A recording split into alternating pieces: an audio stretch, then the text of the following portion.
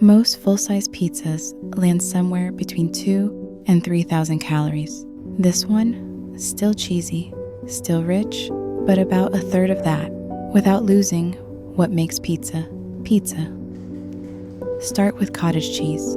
Add a pinch of salt, then some oregano and garlic powder. Blend until smooth. The texture should be creamy. Add 1 egg, then flour, and a spoon of whole psyllium husk. Stir well to combine. Let it rest for 10 minutes. This is what gives the crust its structure. Line a tray with parchment and lightly grease it. Spread the dough into a circle, about 9 inches across. If it sticks to your spoon, just oil the spoon. It helps shape the base. Bake for 20 to 25 minutes. While that's in the oven, prep the toppings. Thinly slice a ripe pear.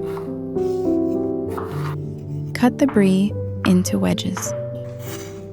Chop some cashews, or whatever nuts you like. Take out the crust. Add the brie first. Then layer the pear slices on top.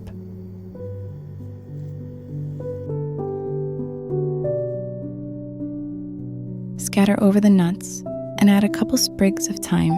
It pairs perfectly once heated. Back into the oven for about 7 minutes.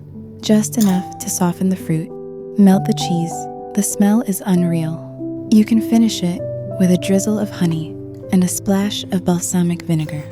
Optional, of course. I love classic pizza, but most of it was built for a different time, for people who chopped wood, carried water, and burned through real calories.